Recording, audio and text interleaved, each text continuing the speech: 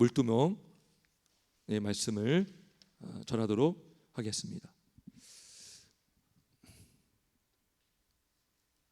자, PPT를 잠깐 한번 보도록 하겠습니다.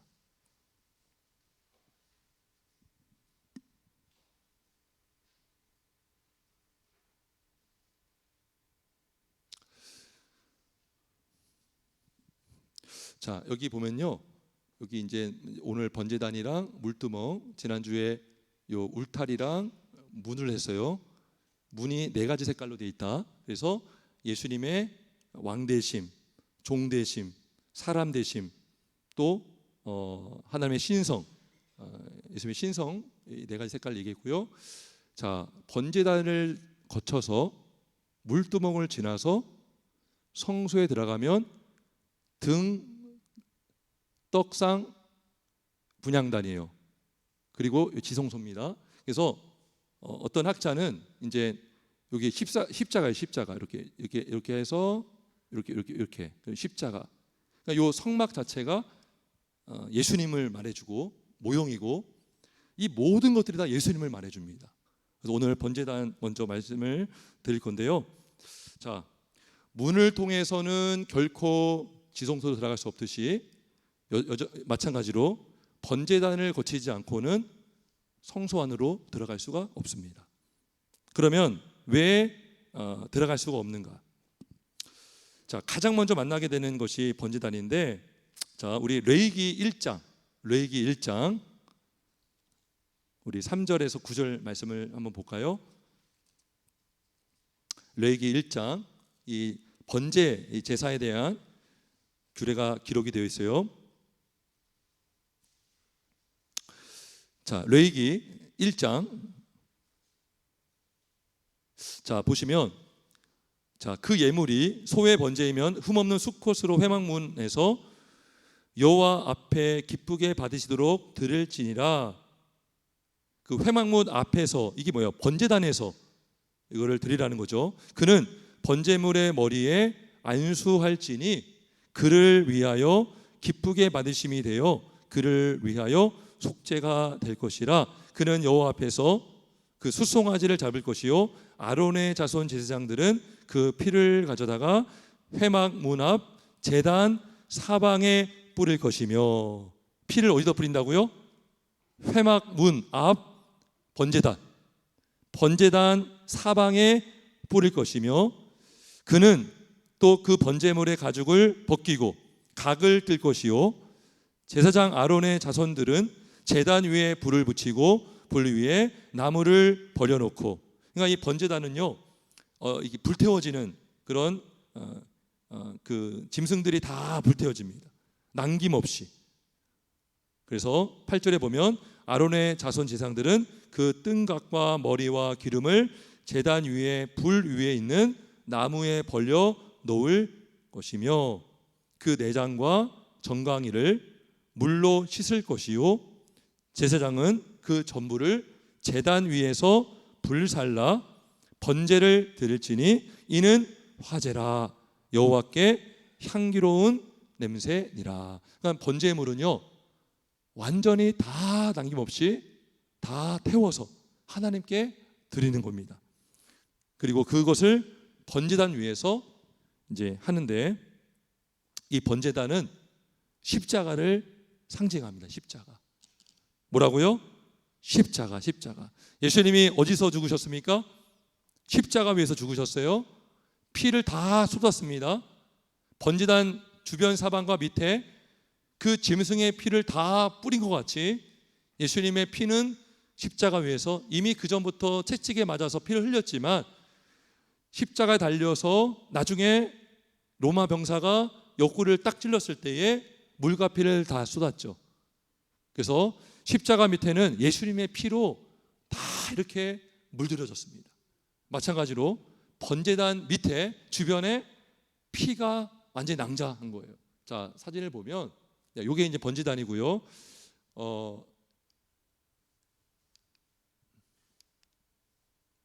그 사진을 제가 요게 번제단인데요. 이 십자가를 상징합니다. 예수님께서 십자가라는 번제단 위에서 자신의 몸을 다 드린 거예요.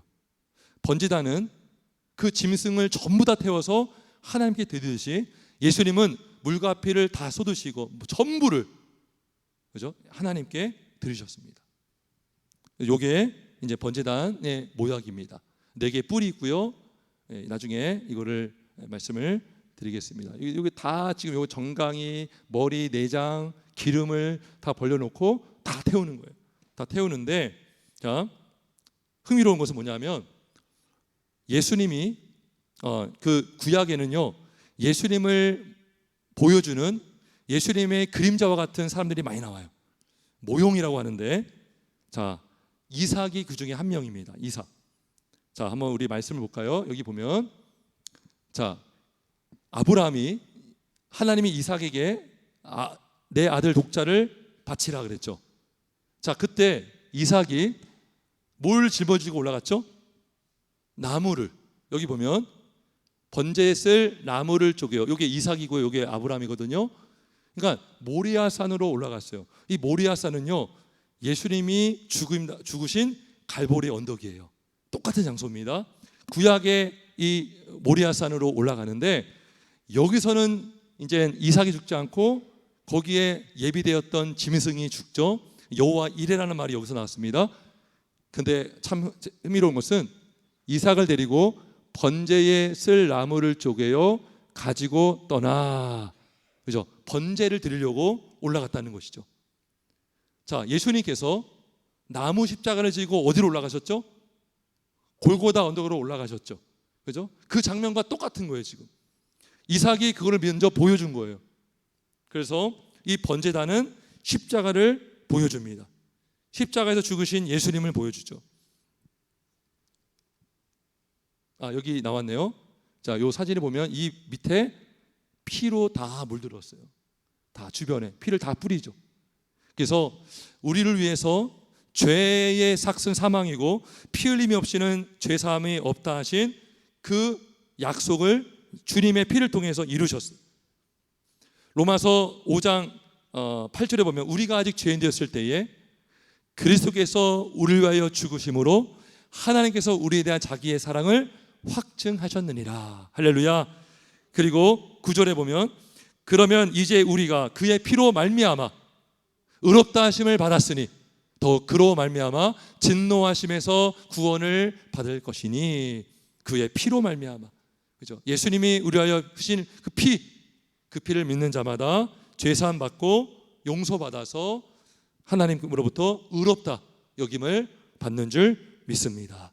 그래서 이 번제단에서 죽은 짐승은 우리를 위해서 죽으신 예수님을 보여주고요, 그 번제단에서 다 뿌려진 피는, 짐승의 피는 우리의 죄를 사하기 위해서 흘리신 예수님의 피를 보여줍니다.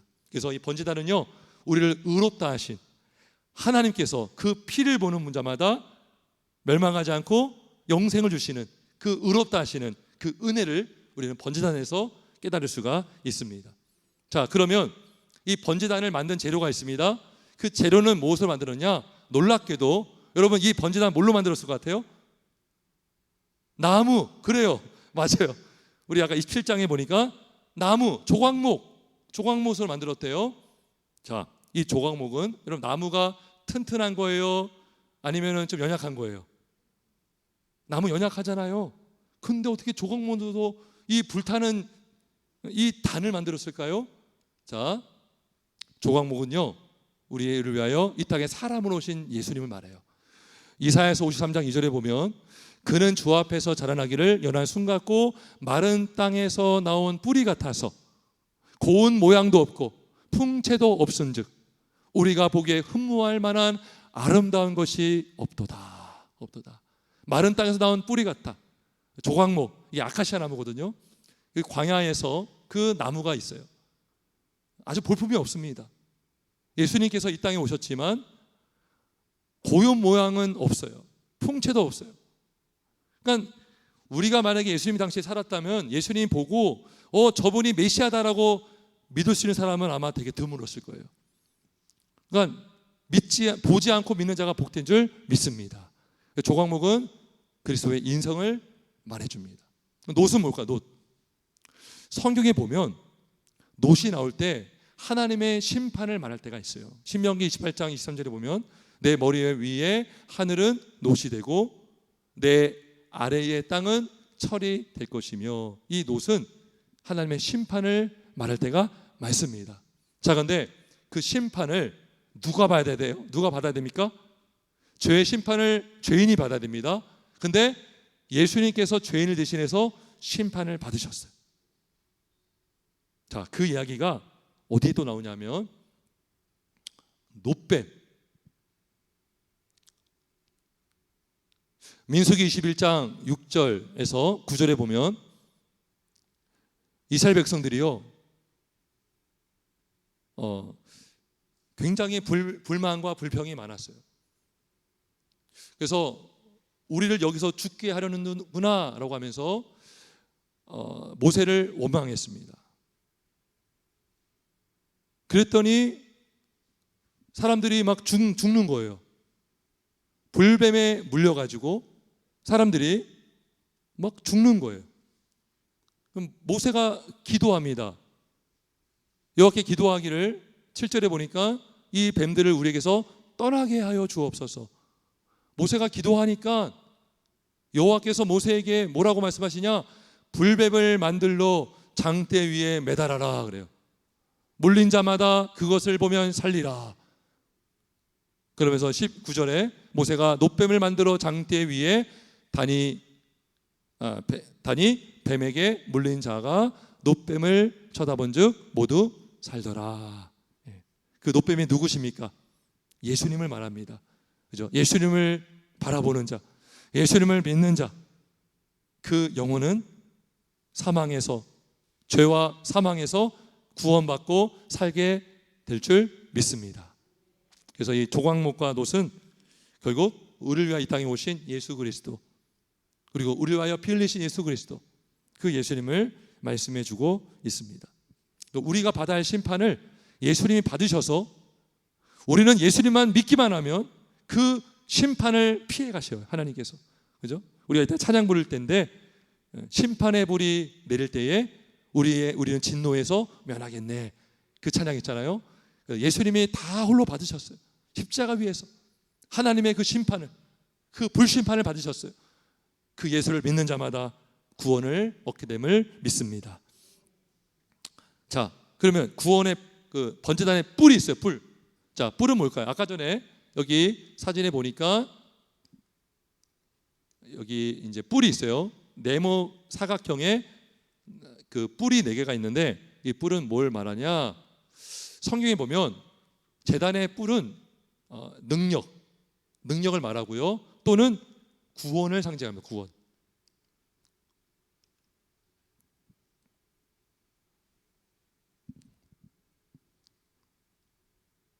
불을 먼저 설명하겠습니다. 불에 대해서 먼저 말할게요. 불. 자, 불은 하나님의 임재. 하나님께서 그 제물이 하나님께 연락되었다, 하나님이 흠양하셨다, 이런 거를 상징하는데, 불이 임한 것은 초대교회 때 보면 성령께서 불로 임하셨죠. 불로 임하셨어요. 그래서 성령님의 임재하심, 하나님의 임재를 말하고요. 또 불은 하나님의 심판을 말합니다. 심판. 그래서 소돔과 고모라가 불로 심판을 받았죠. 그죠? 민수기 11장과 16장에 보면 원망하고 죄를 짓는 사람들에게 하나님도 불로 심판하셨어요. 그리고 지옥에도 불로, 꺼지지 않는 불, 그 불의 심판을 받습니다. 부자가 지옥 갔죠. 그래서 막 목이 말라가지고 막 내 혀에 물 하나를 적셔주세요라고 막 애원했죠. 그래서 이 불은 하나님의 심판, 임재와 심판을 보여줍니다. 그러면 번제단에서 하나님께서 불을 내리시죠. 그 번제단의 첫 불은 하나님이 내리시는 불이거든요. 근데 그 하나님이 내리신 불이 아니라 다른 불로 들이다가 죽은 사람이 있어요. 누구죠? 나답과 아비후가 나와요. 레위기 10장에. 근데 9장에 보면 맨 끝절에 하나님이 불을 내리셨다 그래요. 그러니까 이게 짐승이 다 태워짐으로 심판을 다 받은 거예요. 혼자. 예수님께서 우리를 위하여 우리가 받아야 할 지옥 심판을 예수님께서 다 받으셨습니다. 할렐루야. 이것이 우리의 복음이에요. 복음. 예수님께서 이 번제단 위에서 다 태워짐으로, 십자가에서 다 하나님께서 그 심판을 받으심으로 예수님께서 우리가 받아야 할 심판을 받으신 줄 믿습니다. 자, 그리고 이 뿔이 있습니다. 뿔. 자, 뿔은 능력을 말하기도 하지만 동시에 구원을 상징합니다. 우리 시편 18편 2절 요 밑에 말씀 한번 같이 읽습니다. 여호와는 시작.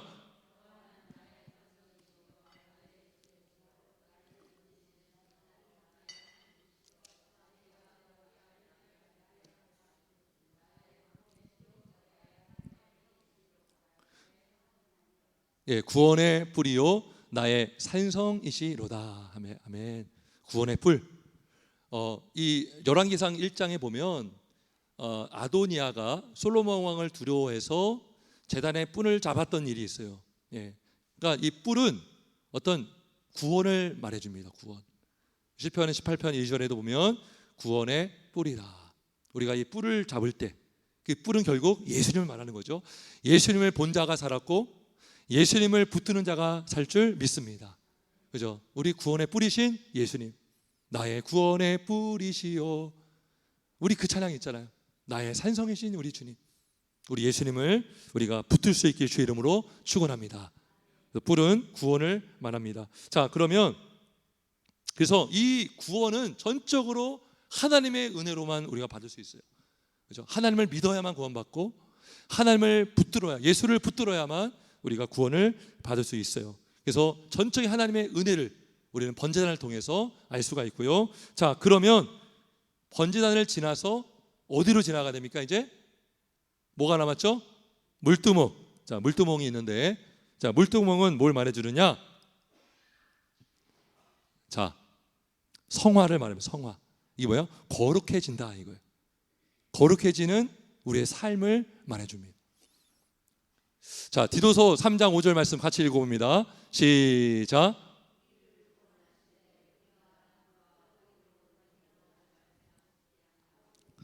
긍휼하심을 따라 중생의 씻음과 성령의 새롭게 하심으로 하셨나니. 아멘. 그러니까 보세요. 중생의 씻음과 성령의 새롭게 하심으로 하셨다. 예. 그러니까 우리가 이미 예수를 믿는 자는 죄가 씻겨진 거죠. 씻겨졌지만 우리는 계속해서 거룩하라, 너희는 거룩하라, 내가 거룩하니 너희도 거룩하라 라고 명령하신 그 명령을 따라서 우리가 늘 거룩해져야 되는 거예요. 물론 거룩해지는 것은 내 힘으로 안 됩니다. 성령의 은혜로만 되는데 우리가 말씀과 기도를 통해서 우리가 거룩해질 수 있는 것이죠. 그죠? 말씀을 통해서 우리의 죄를 깨닫고 기도하면서 하나님의 은혜를 사모하면서 기도할 때 우리가 죄를 이기고 예수님을 닮은 제자로 살아갈 수가 있습니다. 요한복음 13장 9절에 보면 예수님께서 발을 씻겨주는 장면이 나와요.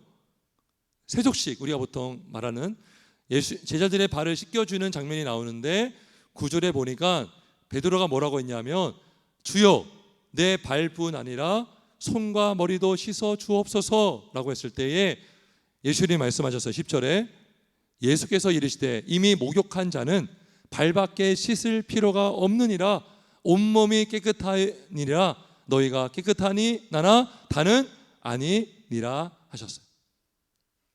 무슨 말입니까?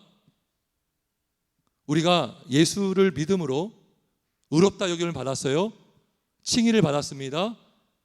하나님 보시기에 예수의 보혈로 씻겨졌어요. 근데 여전히 발과 손을 씻어야 된다는 거예요.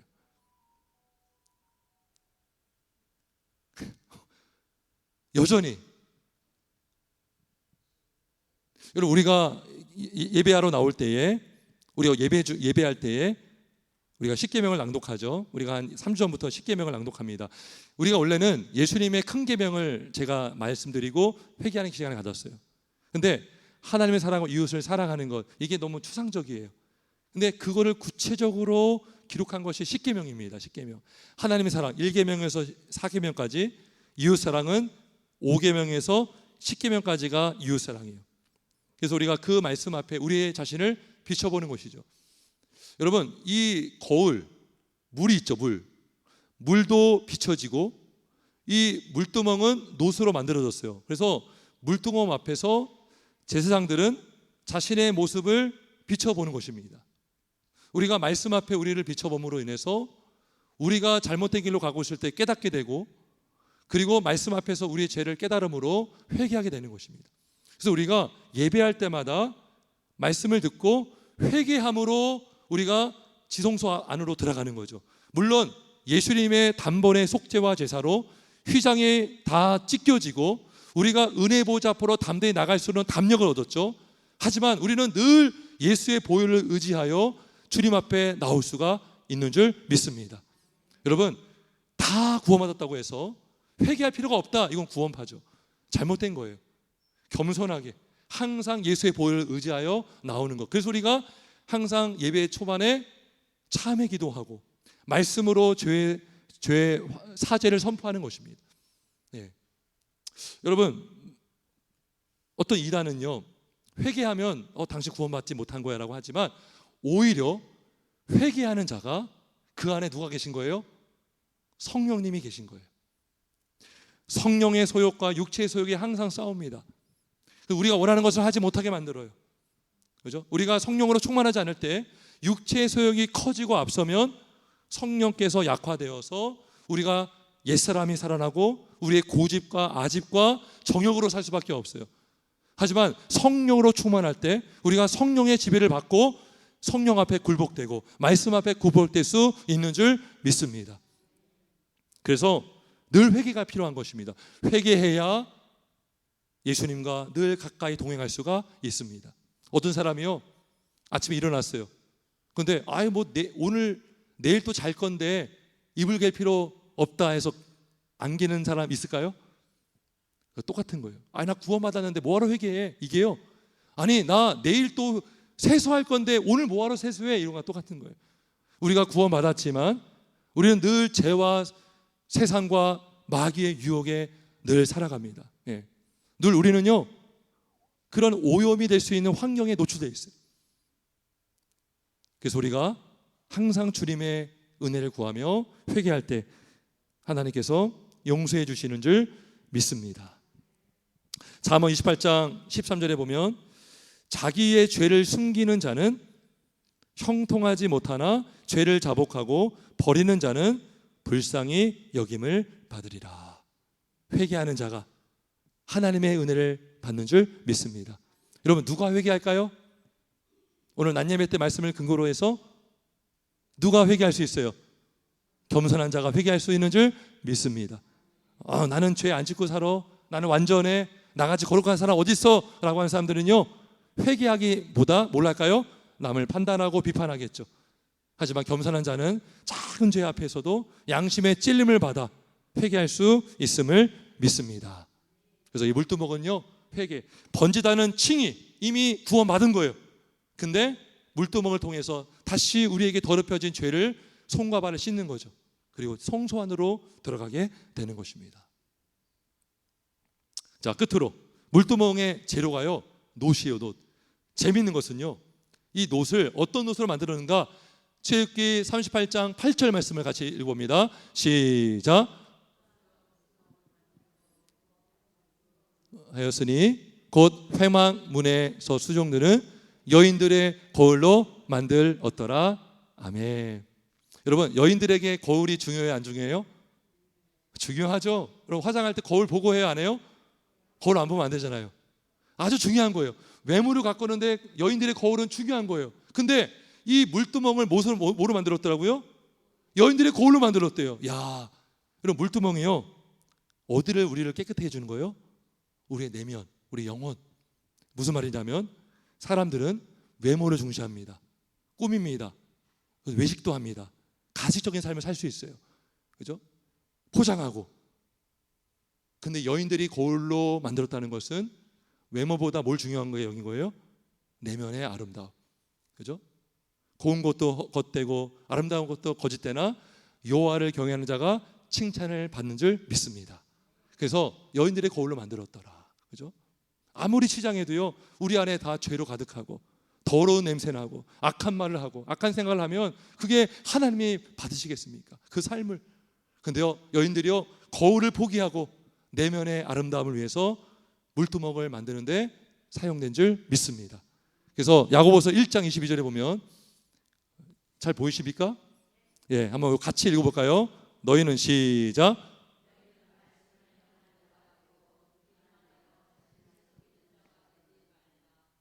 누구든지 말씀을 듣고 행하지 아니하면 그는 거울로 자기의 생긴 얼굴을 보는 사람과 같아서 제 자신을 보고 가서 그 모습이 어떠했는지를 곧 잊어버리거니와 자유롭게 하는 온전한 율법을 들여다보고 있는 자는 듣고 잊어버린 자가 아니요 실천하는 자니 이 사람은 그 행하는 일에 복을 받으리라. 아멘.